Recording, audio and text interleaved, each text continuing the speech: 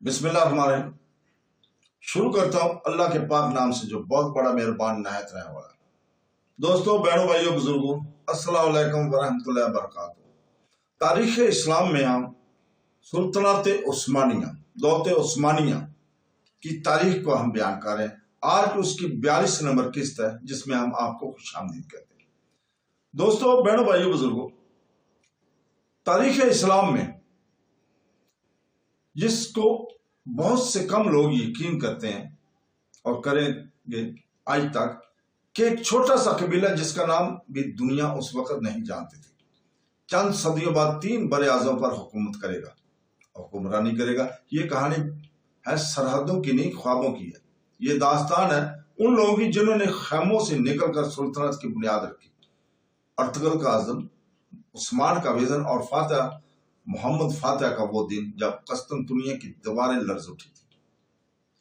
क्या ये सब महज ताकत का नतीजा था या इसके पीछे एक ऐसा नजरिया था जिसने तारीख का धारा बदल दी है? आइए सुल्तनत उस्मानिया के इस सफर में हम वहां ले चलते हैं जहां कल हम रुके थे। तो दोस्तों, बहनों, भाइयों, इसको समझने के लिए, इस दास्तान को समझने के लिए हमें सुल्तनत उस्मानिया, दौलत उस्मानी तारीख को हमें टटोलना पड़ेगा। तो कल हम जहां बयान कर रहे थे कि इस सुल्तनत में हरम की बहुत ज्यादा अमल दखल हुआ करता था। आखिरकार हरम की साजिशें साबका सुल्ताना वालदा के कत्ल पर खत्म हो गई थी। यहां तक कल हम पहुंचे थे। ऑस्ट्रेलिया के लिए हुकूमत उस्मानिया की ये परगंदगी नहायत मफीद थी और वो इसके इख्तलाल से फायदा उठाकर बआसानी हंगरी को वापस ले सकती थी। लेकिन जंग से सीताला ने इसको इतना ज्यादा चौर कर दिया था कि वो इस इक़्तिदार की जुर्त न कर सके। अलबत्ता जमहूरिया वेनिस से जंग का सिलसिला, जिसका आगाज करेट के हमला से हुआ था, बराबर जारी रहा। जमहूरिया की एक जंगी बेड़े ने दरदियानाल की करीब एक उस्मानी बेड़े को शिकस्त देकर जजीरा लमनास और टिंडास पर कब्जा कर लिया। इसने दरदयाल के दहाना की नाकाबंदी भी कर दी, जिसकी वजह से कस्तुनतुनिया के सामान रस्त का रास्ता बंद हो गया। दारुल सुल्तनत में सख्त गिरानी फैल गई। इन बैरूनी हमलों के अलावा सुल्तनत के अंदरूनी हिस्सा में हर तरह की बेअमनी और बदनज़मी फैली हुई थी। खुशकिस्मती से ऐन इस वक्त जबकि दौलत अलिया के नहायत नाजुक दौर से गुजर रही थी और बज़ाहिर इसकी इस इस्लाह की सूरत नजर नहीं आ रही थी। सुल्ताना वालदा ने सदर आजम के ओहदा पर एक ऐसे शख्स को मुकर्रर किया जिसने 5 ही साल के अंदर तमाम फौजी और मुल्की शोबों की कामल इस्लाह करके सुल्तनत को न सिर्फ तबाही से बचा लिया बल्कि इसमें असर नौ वो ताकत और सौतूत भी पैदा कर दी थी जिसे सुल्तान मुराद राबा के बाद दौलत अलिया तकरीबन तमाम तर खो चुकी थी। सदर आजम मोहम्मद को बरेली का आबाई वतन अल्बानिया था, मगर इसका दादा मासिया वाकया एशिया कोचे के एक छोटे से गांव को परी में आकर आबाद हो गया था। मोहम्मद को इब्तदाई तालीम भी नसीब ना हुई और अभी वो लड़का ही था कि अपना पेट पालने के लिए इसे घर से निकलना पड़ा। हुस्न इत्तेफाक से इसको सुल्तान के मतबख में नौकरी मिल गई। वहां अपनी फितरी जहानत की वजह से इसने बहुत जल्द तरक्की कर ली और कुछ ही अरसा के बाद शाही मतबख का बावर्ची हो गया। लेकिन हुकूमत के बाद अहले नजर ने इस नौजवान की काबिलियत का अंदाजा करके इसे बावर्ची खाना से निकाला और ज्यादा मुअज़्ज़ज़ खिदमात इसके सुपुर्द की। हर जगह इसने अपनी गैर मामूली लियाकत का सबूत दिया।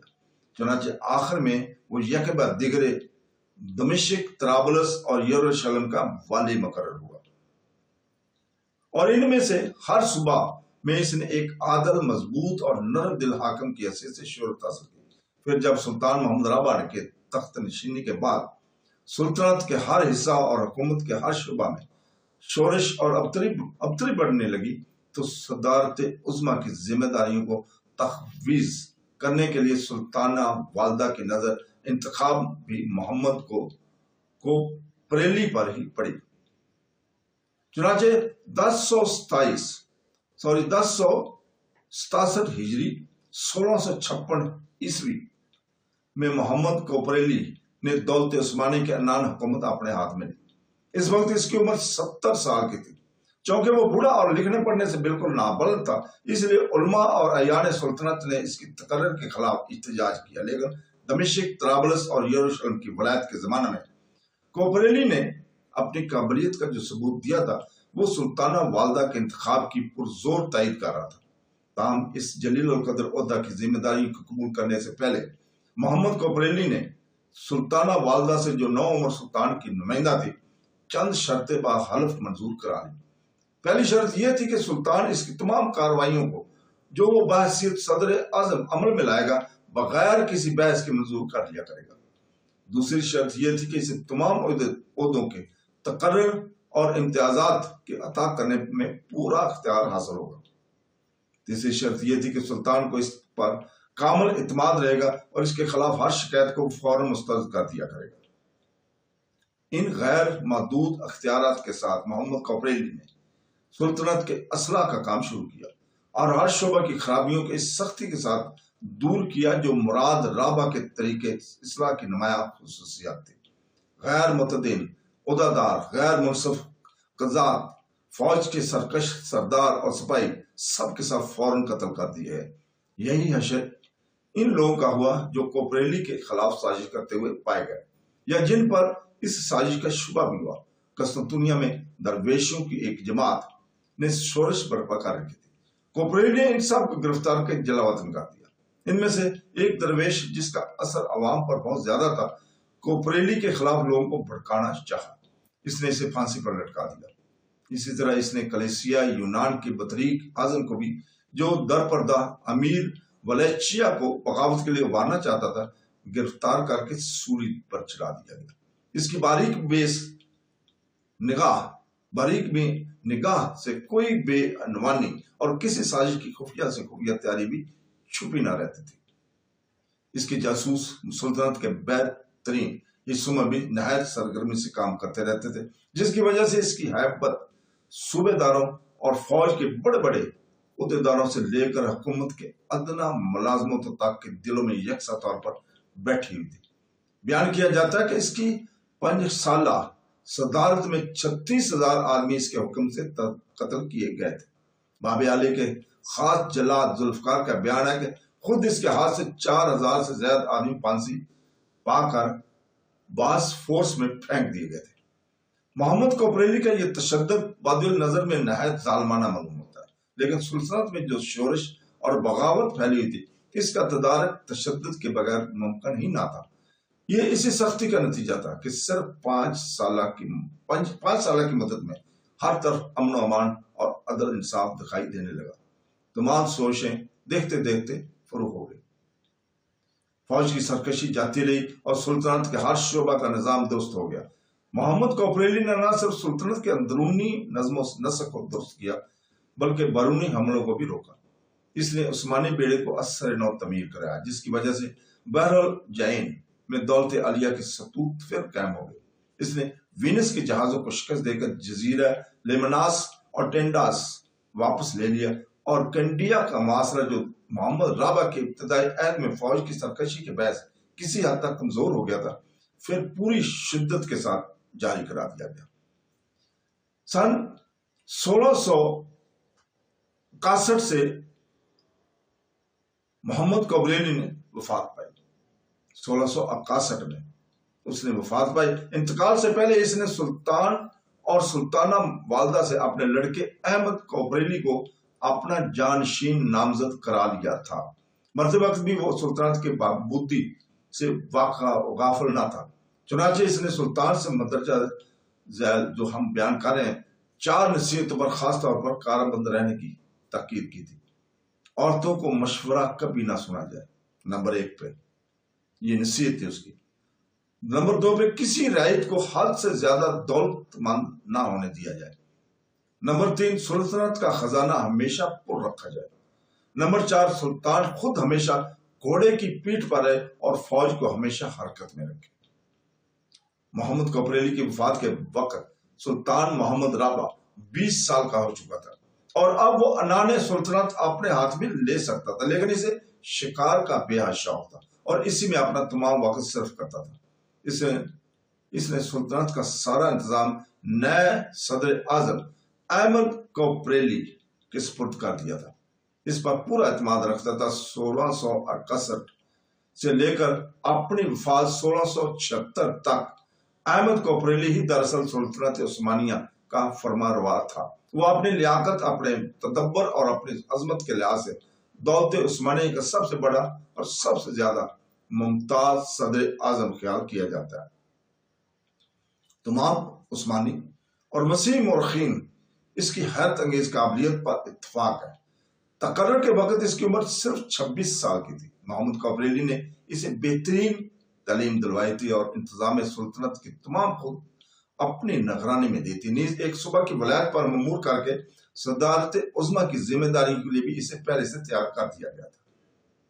ज़ाती खूबियों के लिहाज से भी अहमद कोपरेली नहायत मनमू था और इसकी खुश अखलाकी और मनक्सर मजाजी खास तौर पर लोगों को अपना गर्विदा बना लेते थे। वो शरई अहकाम की पाबंदी नहायत सख्ती से करता और इसकी जिंदगी इस्लामी जिंदगी का एक काबिल तकलीद नमूना थी, जिसका असर इसके हम असर वजीरों, उहदेदारों पर भी पड़ा है। इसके इन ही मुआसर की बिना पर तुर्क इस फाजल अहमद कहते थे। अहमद कोपरेली भी अपने वालिद की तरह एक मजबूत कुव्वत इरादी और पुख्ता अज़म रखता था, ताहम इसमें वो तशद्दुद न था जो मोहम्मद कोपरेली की वजारत की खुसूसियत थी। अहमद फितरतन ज्यादा हलीम और नरम दिल था। तकर्रुर के बाद 1 साल तक इसने सख्त जारी रखी, लेकिन फिर इसकी जरूरत बाकी नहीं रही और सुल्तानत के इंतजाम बगैर किसी सख्ती के होता रहा। इसे राया का बहुत ज्यादा ख्याल था। इनकी बहबूदी के लिए इसने वो सब कुछ किया जो इसके मकान में था। खसूसन इसने मासूलों का बार बहुत हल्का कर दिया। सिपाही जगीरदारों की सख्त गिरी और पाशाओं नीज मकामी उहदेदारों के मजालम से नायत राया बहुत खुश होती। अहमद ने इन मुसीबतों से भी इसे निजात दिलाई। कुछ अरसा से मसीह कलीसियों की तामीर पर पाबंदी आयद कर दी गई थी। अहमद ने इन रुकावटों को बिल्कुल दूर कर दिया और बावजूद इसके कि इसे मुख्तलिफ मुल्कों से जंग करनी पड़ी, इसने खजाना को हमेशा पुर रखा। इसकी गैर मजमूली काबिलियत का अंदाजा फौज मुहम्मद से ज्यादा इसके मुल्की इंतजामात से होता है। इसकी हरबी लियाकत भी अलग दर्जा की थी और इसने मुतहद अहम फतुहात से सुल्तानत को वुसअत दी, ताहम इसे दोबारा सख्त शिकस्त उठानी पड़ी, जिससे दौलत अलिया की इज्जत को खासा सदमा पहुंचा। पहली अहम शिकस्त ऑस्ट्रेलिया के मुकाबले में पेश है और दूसरी पोलैंड के मुकाबले में। सन 1663 में ऑस्ट्रिया से लड़ाई छिड़ गई।